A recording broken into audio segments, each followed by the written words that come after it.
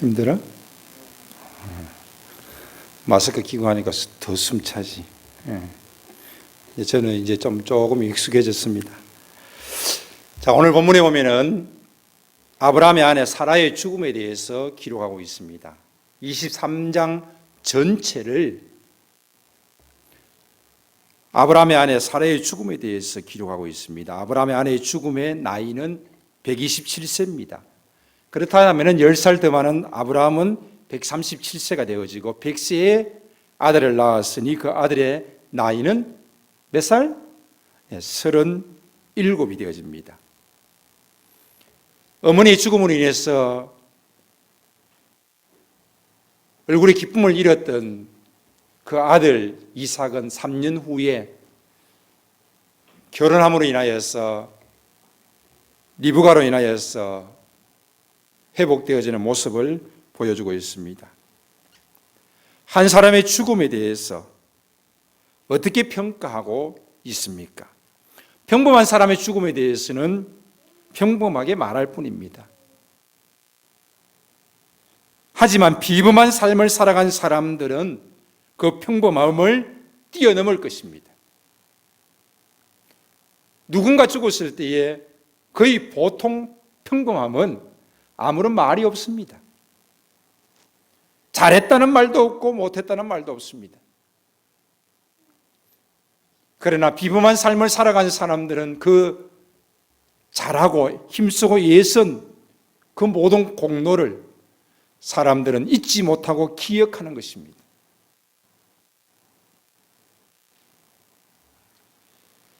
물론 평범한 삶을 살아가고 그 수를 다하는 것도 복입니다. 하지만 저와 여러분의 삶이 교회와 신앙 앞에서 또 하나님 앞에서 비범한 삶을 살아갈 수 있다면 좋겠습니다. 나의 죽음 후에 많은 성도들이 그 죽음을 함께 아파하고 그분이 교회를 사랑하고 그분이 힘쓰고 애쓴 것을 기억할 수 있다면 좋겠습니다. 그것은 곧 주님의 기쁨이 될 것이고 주님의 기억이 될 것입니다.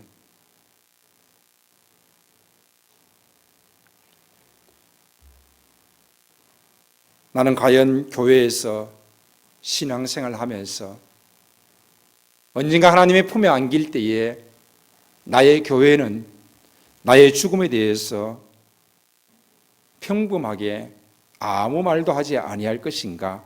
아니면은 비범하게 신앙생활한 나의 모습을 사람들은 잊지 못하고 그것을 기억할 것인가? 한번 생각해 보시길 바랍니다. 성경에서는 가장 상세하게 기록하고 있는 사람이 누구입니까? 죽음을 가장 상세하게 기록하고 있는 분은 바로 예수님이십니다. 그분은 가장 비범하게 사셨던 분이고 가장 중요한 분이십니다. 세례 요한의 경우도 마찬가지입니다. 여자가 낳은 자 중에서 가장 큰 자라는 칭송을 받은 세례 요한의 죽음 역시 상세하게 기록하고 있는 것입니다. 오늘 사라의 죽음에 대해서 창세기 23장 전체를 기록하고 있습니다. 여기에 무슨 의미가 있길래 도대체 이렇게 많은 부분을 할애하면서 사라의 죽음에 대해서 기록하고 있는 것입니까? 거기에는 큰 의미가 있습니다. 깊은 의미가 있습니다. 오늘 우리는 그것을 발견하고 그것을 나누면서 그것을 나의 것으로 삼기를 원합니다.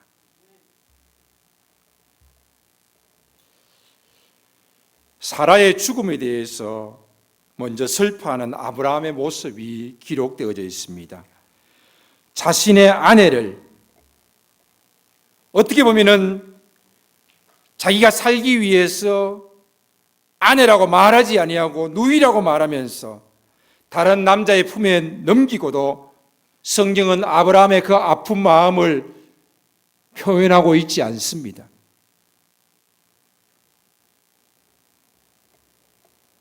이처럼 아브라함은 그의 감정이 쉽게 표현되지 않고 있습니다. 하갈과 이스마엘을 광야로 내쫓을 때도 마찬가지입니다. 자신의 아들이 13살이지 않습니까? 그 아들로 인해서 그의 생이 얼마나 기뻤습니까? 그러한 그 아들을 어머니와 함께 하갈과 함께 광야로 내쫓습니다. 13살 된 어린아이입니다. 그러나 그때에도 성경은 아브라함의 모습을 창세기 21장 11절에 아브라함이 그의 아들로 말미암아 매우 근심이 되었더니, 매우 근심이 되었다, 이렇게 표현하고 있습니다. 광야 곧 죽음으로 내몰면서도 아브라함은 매우 근심이 되었다라고 표현될 정도입니다. 자신의 사랑하는 독자 이삭을 하나님께 번제로 드려야 할 그때에도 결단하고 나아가는 그의 모습 속에서 성경은 아브라함의 마음을 그 어떤 모습으로도 표현하고 있지 않습니다. 칼을 들어서 아들을 죽이려고 하는 그 순간까지도 그는 냉철한 모습을 보여주었습니다. 하지만 사라가 죽음에 아브라함이 들어가서 사라를 위하여 슬퍼하며 애통하다가 슬픔과 애통의 모습을 보여주고 있습니다. 일생일대의 충격적인 사건입니다. 그의 감정의 표현을 성경은 이렇게 하고 있는 것입니다. 아브라함이 그 아내를 소중하게 여겼다고, 아꼈다고 말할 수 있습니까? 다른 남자의 품에 2번이나 그를 안기고도 그의 감정의 표현을 성경은 기록하지 않았습니다. 그 대가로 재물을 취하고도 그 양심의 가책도 전혀 없습니다. 세월이 흘러가고 신앙이 깊어지면서 또 그 둘 가운데 이삭이 태어나고 이삭이 자라나면서 그들의 신앙은 점점 더 깊어져 가고 세월은 흘러갑니다. 그러다가 이삭이 태어난 후 37해 만에 갑자기 아내의 죽음을 맞이합니다. 아브라함이 175세까지 산 것을 보면은 그의 아내는 너무 일찍 하나님의 품으로 안긴 것입니다. 이처럼 슬퍼하며 애통하면서 있었던 아브라함이 3절에 보면은 그 시신 앞에서 일어나, 굉장히 중요한 모습입니다. 절망과 애통을 주었던 죽음 앞에서 그는 일어났습니다. 왜 일어났습니까? 조금 전까지 시신 앞에서 슬퍼하면서 주저앉았던 아브라함이지 않습니까? 그런데 갑자기 일어난 이유가 무엇입니까? 무엇이 그를 일어나게 만들었습니까?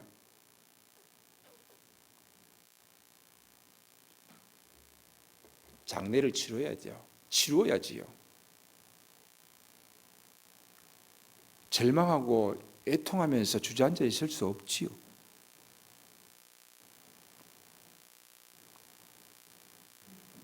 그래서 일어났습니까? 그러나 일어난 의미는 그것보다도 더 의미심장합니다. 그 어떤 깨우침이 있었습니다. 그 깨우침이 아브라함을 일어나게 만들었습니다. 그 깨우침이 아브라함의 눈물을 멈추게 만들었습니다.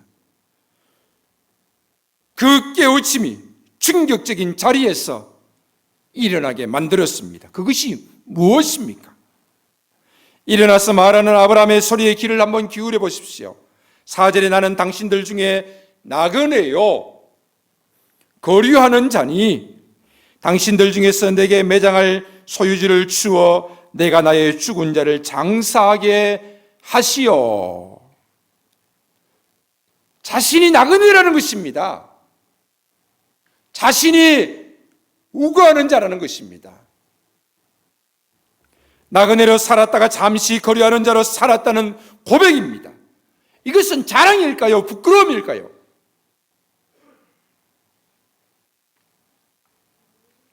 그가 왜 이 땅까지 왔습니까? 하나님의 부름을 받고 순종하여 고향과 친족을 뒤로하고 이 땅에 오지 않았습니까? 동서남북을 바라보라. 너에게 주노라. 너의 자손에게 주노라. 영원히 주노라. 하나님의 약속을 믿고 그는 달려왔고 지금 그는 현재 이 땅에서 살아가고 있는 것입니다. 하나님이 주신 가나안 땅에서 살면서 아내의 죽음을 맞이하고 그는 그 아내의 죽음 앞에서 슬픔과 애통 앞에서 일어나서 하는 말이 나는 당신들 중에 나그네입니다. 나는 당신들 중에 나그네입니다. 당신들에게서 내게 매장할 소유지를 좀 주십시오.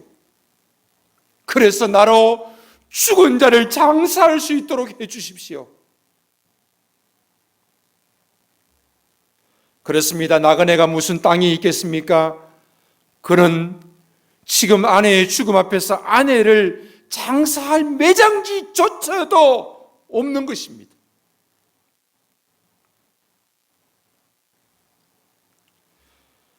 하지만 가나안 땅은 하나님께서 아브라함에게 가라고 하신 땅이요, 아브라함에게 허락하신 땅입니다. 이 땅을 하나님이 준다고 분명히 약속하셨고, 그리고 그 자손들에게 영원히 준다고 하나님이 약속하셨는데, 그리고 그 땅에 왔는데 왜 아브라함은 이 땅에서 나그네의 삶을 살고 있습니까? 아브라함은 하나님의 주신 약속의 땅을 약속의 땅으로 여기지 않았습니다. 자신의 땅으로 여기지 않았습니다.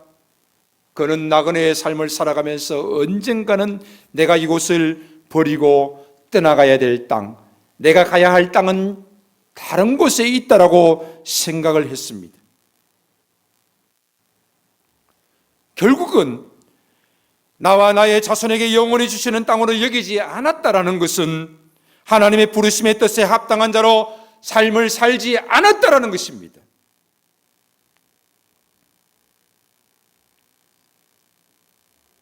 창세기 14장에 보면은 전쟁으로 소돔성에 있던 조카 롯이 사로잡혀 갔습니다. 그 재물을 다 노략당했습니다. 그 소식을 14장 13절에 도망한 자가 아브라함에게 알리는데, 그 아브라함에게 알릴 때에 아브라함이라는 그 이름 앞에 다른 수식어가 붙습니다. 무엇입니까? 히브리 사람 아브라함에게 알림에. 히브리 사람이라는 것입니다. 아브라함을 히브리 사람으로 소개하고 있습니다. 바로 히브리 사람들은 하란을 중심으로 세웠던 그 왕국의 사람들입니다. 즉 히브리 사람이라 하면 하란 사람입니다. 그의 몸은 분명히 가나안 땅에 있지만은 그는 하란 사람이라는 것입니다. 이곳은 언젠가는 떠나야 될 잠시 우거하는 땅으로 나그네처럼 지금 살고 있습니다. 사실 아브라함은 갈대아 우르 사람이었습니다. 갈대아 우르에서 하란으로 갔습니다. 이 갈대아 우르에서 하란으로 갈 때는 누가 인도했습니까? 아브라함의 아버지 데라가 인도했습니다. 그러나 그 하란에서 다시 하나님의 부름을 받고 가나안 땅에 오게 되어집니다. 누가 인도합니까? 바로 아브라함이 인도합니다. 아버지가 죽었기 때문입니까? 아닙니다. 그의 아버지는 205세까지 살았다고 합니다. 데라는 70에 아브라함을 낳았고 아브라함은 75세에 부름을 받게 되어집니다. 결국 데라는 205세의 죽음을 맞이하는데 145세에 지금 하란에 계시는 겁니다. 그때에 아브라함은 아버지를 뒤로하고 자신의 나이 75세에 가나안 땅으로 가는 것입니다. 이 데라의 죽음을 창세기 11장에서 말씀하고 있습니다. 왜?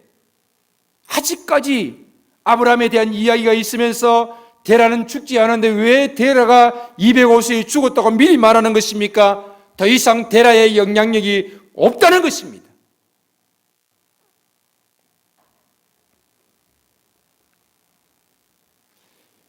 아브라함은 75세에 하나님의 부름을 받고 가나안 땅에 왔지만은 그 아버지 데라는 지금 하란 땅에 살고 있는 것입니다. 자신보다 70이 많습니다. 그렇다면은 사라가 127세에 죽었습니다. 아브라함의 나이는 몇 세입니까? 137세입니다. 70이 많은 아버지 나이를 더해 봅시다. 207세입니다. 결국 뭡니까?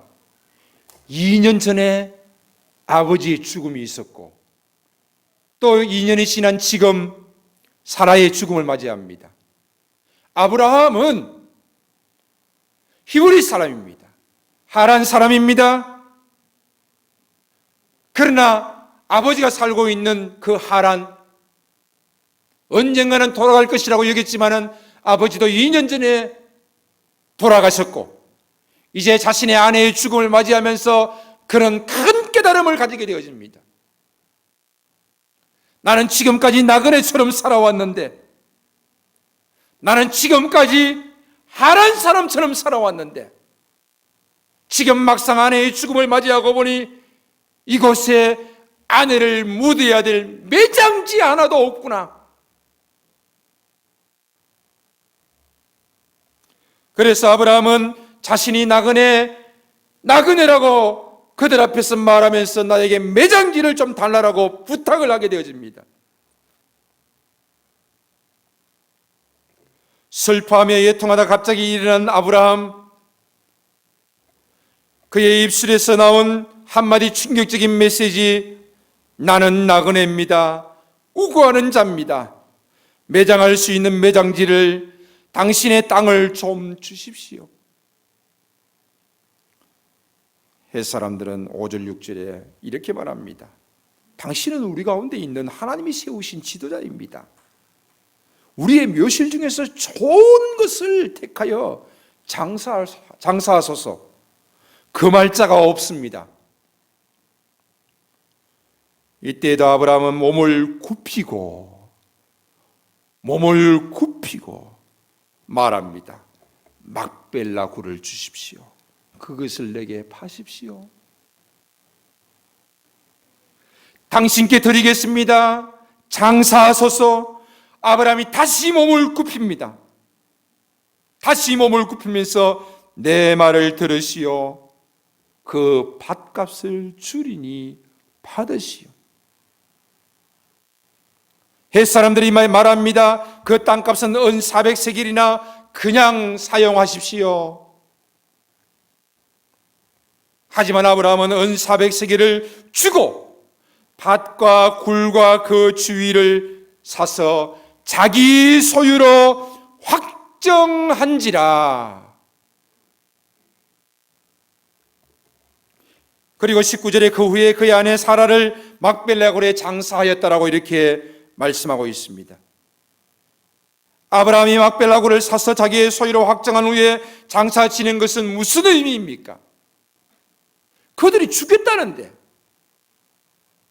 당신은 하나님이 세우신 지도자요, 우리 중에 어느 누구도 그 말자가 없다고 말하면서 몇 번이고 당신에게 그냥 드리겠다는데 왜 아브라함은 몸을 굽히고 또 굽히면서까지 그 땅을 내게 파시오. 은 400세겔이지만 그냥 드리겠습니다. 아닙니다. 그 땅을 값을 받고 내게 파시오. 아브라함은 왜 그렇게 했을까요? 아브라함은 왜 막벨라 굴을 자기의 소유로 확정한 후에 장사를 지냈을까요? 아브라함은 왜 그렇게까지 값을 치르고 막벨라 굴을 샀을까요? 자기 아내를 너무 사랑하기 때문에 남의 땅에 묻을 수 없어서 땅을 산 것일까요?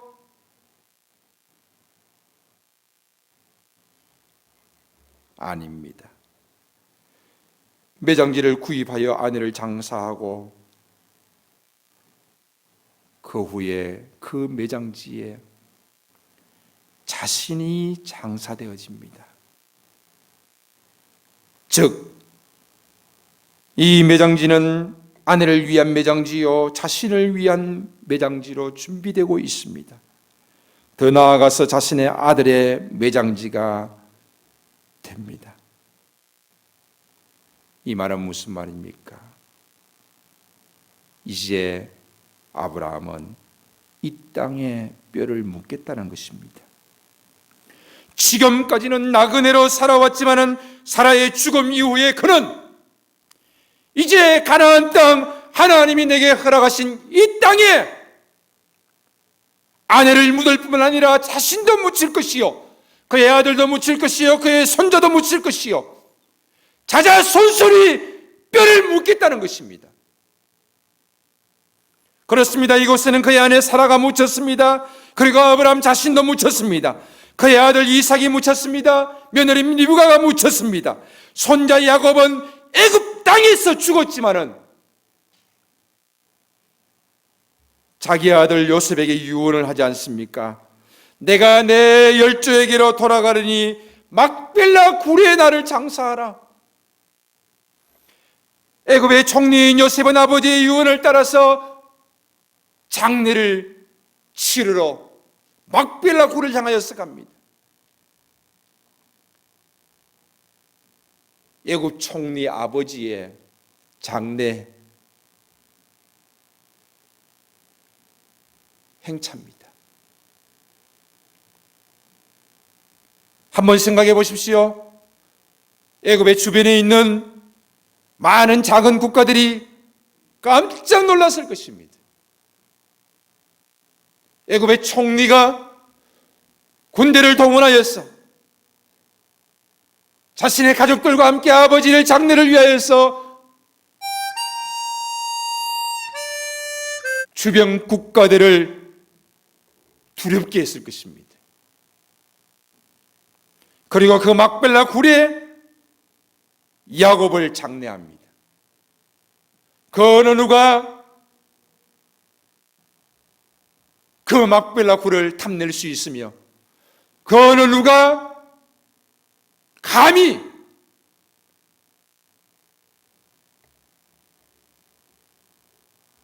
아브라함의 무덤과 이삭의 무덤과 야곱의 무덤을 말할 수 있겠습니까?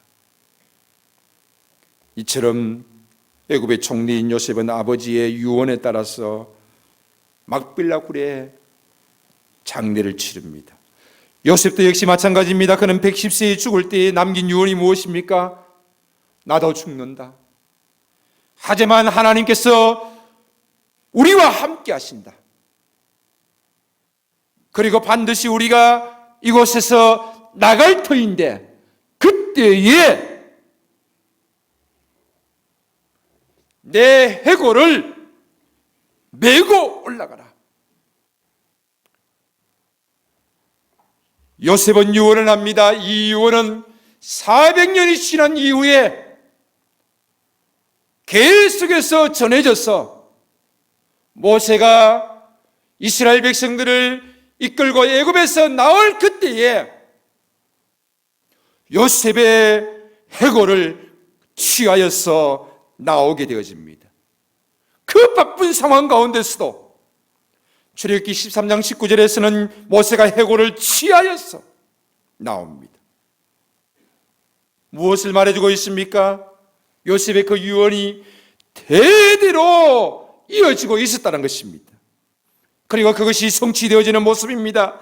400년 동안 요셉의 유언은 전해져 옵니다. 전해져 옵니다. 그러면서 모세를 통하여서 이스라엘 백성들을 통하여서 그 요셉의 유언이 그대로 성취되는 것을 볼 수가 있습니다. 그들이 애굽에서 나오는 일은 중요한 일입니다. 하지만 더욱 중요한 일이 있다면 요셉의 해골을 가지고 나오는 일이었습니다. 출애굽의 행렬은 어마어마합니다. 이 행렬은 어떻게 보면 요셉의 장례 행렬이라고 해도 과언이 아닙니다. 간다, 간다, 나는 간다, 내 고향으로 간다. 지금 요셉의 해골이 온 이스라엘 백성들의 행렬과 함께 가고 있습니다. 온 세상에 보여주는 메시지입니다. 이렇게 요셉의 해골을 들고 나왔던 이스라엘 백성들은 광야길을 가다가 마지막 가나안 땅을 눈앞에 두고 모세가 죽음을 맞이합니다. 그러면서 모세는 여호수아에게 모든 것을 인계합니다. 이렇게 인수인계할 때에 요셉이 여호수아에게 준 것이 무엇입니까? 아무것도 없습니다. 그러나 단 한 가지입니다. 바로 요셉의 해골입니다. 그래서 여호수아 24장 32절에서는 이스라엘이 애굽에서 이끌어낸 뼈를 세겜에 장사하였다라고 이렇게 말하고 있습니다. 여호수아 1장에서 여호수아는 지도자가 되어집니다. 그리고 여호수아 24장에 와서야 애굽에서 이끌어낸 뼈를 세겜에 장사하게 되어진 것입니다. 땅을 사고 아내를 묻고 자신이 묻히고 자식들을 묻고 손주를 묻는다는 것은 무슨 의미입니까? 사레가 묻히고 아브라함이 묻히고 이삭이 묻히고 야곱이 묻히고 요셉이 묻힌다는 것은 무슨 말입니까? 바로 이제는 이곳을 자신의 고향으로 삼겠다는 것입니다. 자신의 뼈를, 자신의 후손들의 뼈를 이곳에 묻겠다는 것입니다. 이곳은 하나님이 약속하신 땅입니다. 나에게 약속하신 땅이요 나의 자손들에게 약속하신 땅입니다. 영원히 하나님께서 주시겠다고 약속하신 땅입니다. 사랑하는 여러분, 하나님께서 내게 머물라고 주신 삶의 현장,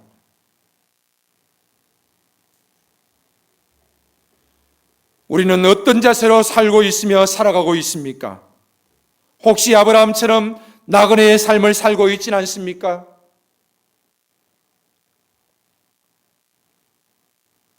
여러분은 여러분의 고향을 어디로 여기고 있습니까? 저는 일찍이 대구를 떠나서 서울로 올라왔습니다. 제가 93년도 신대원 1학년, 94년도 12월 달에 올라왔습니다.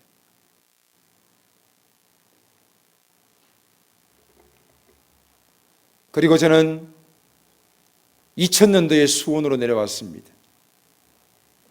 그리고 2001년도 10월 달부터 교회가 시작되었습니다. 이제 20년이 되어집니다.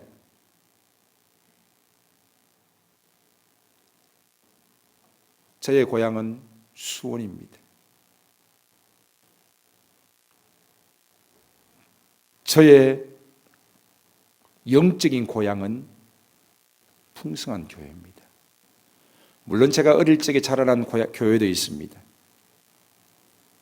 사람들은 그곳을 고향교회라고 말하는데 이제 저는 고향교회가 바로 이곳이 되어집니다. 왜? 이 교회가 나의 고향교회가 되어지고 이 교회가 우리 아들이 신앙생활할 교회가 되어지고 이 교회가 우리의 손주들이 신앙생활할 교회가 되어져야 된다는 것입니다. 한국교회는 참 아픈 모습들을 많이 가지고 있습니다. 40년 목회하고도 교회를 등지고 떠나가는 목사님들의 모습을 봅니다. 50년, 60년 교회를 섬기면서도 아픈 상처들을 가지고 계시는 장로님들도 계십니다.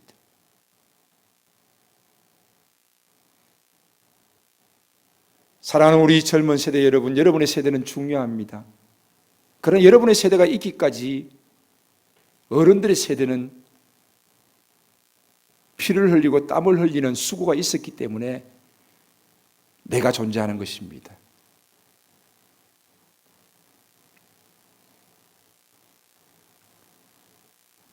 여러분들은 엄마 아빠가 없었다면 여러분은 존재할 수 없는 존재입니다.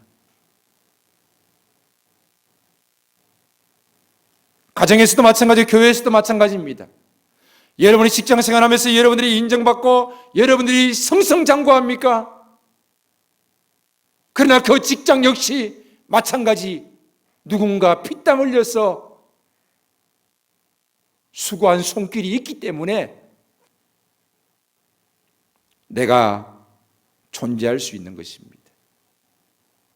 그것을 잊어버린 자는, 그것을 망각하는 자는, 그것을 무시하는 자는 인간이라고 말할 수 없습니다.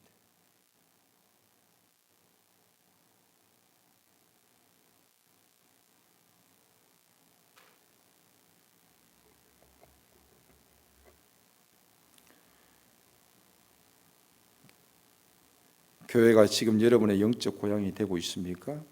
내가 묻히고, 내 아내가 묻히고, 내 자식이 묻히고, 내 후손들이 묻히는 곳입니까? 아니면 교회는 아브라함의 고백처럼 나그네 그저 지나가는 곳처럼 여기면서 신앙생활하고 있습니까?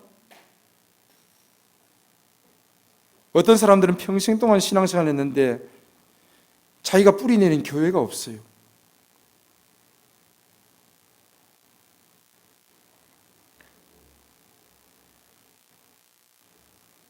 여러분은 지금 하나님께서 허락하신 터전, 신앙의 터전, 이곳에서 신앙생활을 하고 있습니다. 물론 여러 가지 우여곡절들이 있을 것입니다. 그러나 여러분들이 이곳에서, 아니 하나님이 허락하신 이 신앙의 터전에서 신앙생활을 하면서 나그네처럼 신앙생활을 하지 말라는 것입니다. 영적 고향으로 여기고 나와 나의 자녀들과 나의 자손들이 신앙해야 될 교회로 신앙생활을 하면서 교회를 물려 주어야 할 것입니다. 이것은 나의 신앙 태도를 결정합니다. 고향에서 무슨 일이 일어날지 모릅니다. 하지만 고향을 고향으로 여기는 자는 고향을 사랑합니다. 그 아픔조차도 사랑할 것이고 무슨 일이 있어도 고향을 사랑합니다. 하나님께서 허락하신 신앙의 터전인 교회, 영적인 고향 사랑하십시오. 아브라함은 사라의 죽음 이후에 그가 일어난 것은 바로 이 깨달음이 있었기 때문입니다. 아내의 죽음 앞에서, 그의 시신 앞에서 일어난 아브라함의 모습은 달랐습니다. 이제는 나그네의 삶이 아니라 하나님께서 머물라고 하신 이 땅, 가나안, 바로 이곳이 자신의 뿌리 내리는 곳이요, 고향 삼는 곳입니다. 비장함이 있습니다. 하나님이 우리에게 주신 삶의 현장과 교회를 고향 삼는 자는 그 태도가 달라집니다. 신앙의 태도가 다를 것이고 삶의 태도가 다를 것입니다. 코로나로 인해서 힘들다고 합니다. 사람들이 힘듭니다. 교회도 힘듭니다. 그러나 더 기도하고 더 헌금하고 더 봉사하고, 왜 그렇습니까? 나의 고향 교회이기 때문입니다. 내가 뿌리 내려야 될 교회이기 때문입니다. 내 자녀들이 뿌리 내려야 될 교회이기 때문입니다. 내 자손들이 뿌리 내려야 될 교회이기 때문입니다. 교회에 대한 생각이 달라져야 되는 것입니다. 코로나로 인해서 자신의 아픔도 있지만 그것을 뒤로하고 주님의 피로 값주고 사신 교회, 나의 영적 고향이 되어지고 신앙의 삶의 터전이 되는 이 교회를 먼저 생각하는 자를 하나님께서도 역시 먼저 생각하실 것입니다. 우리는 고향 식구들입니다. 영적 식구들입니다. 우리는 스쳐 지나가는 나그네가 아니라 풍성한 교회를 통해서 우리 자자손손이 영원히 물려주고 영원히 함께 해야 될 교회인 것입니다.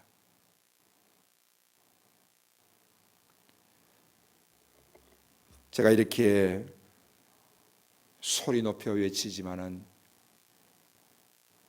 이 마음을 주시는 분은 오직 하나님이십니다. 하나님이 여러분에게 이 마음을 주시면은 여러분들이 그 마음으로 태도를 바꾸어서 더 교회를 사랑하고 더 내게 주어진 삶의 터전을 사랑하면서 나아갈 수 있다라면 좋겠습니다.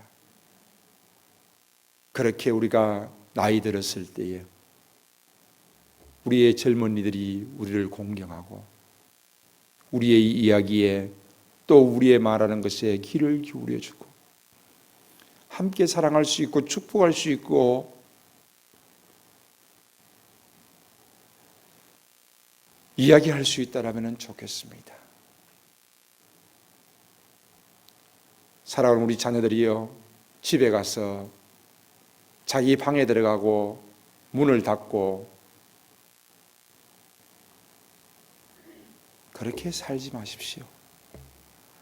우리 엄마 아빠와 함께 한 번 더 이야기하고 한 번 더 스킨십하고 그렇게 살아갈 수 있다면 좋겠습니다. 오늘 아브라함은 자신의 아내의 죽음 이후에 큰 충격 속에서도 너무나도 큰 깨달음을 가지고 그는 새로운 삶의 모습으로 나아갑니다. 오늘도 코로나 시기에 힘들고 어려운 상황 속에서도 하나님께서 우리에게 주신 말씀 따라서 다시 한 번 더 우리에게 주신 깨달음으로 우리가 더욱 새롭게 나아갈 수 있다라면 좋겠습니다. 기도하겠습니다.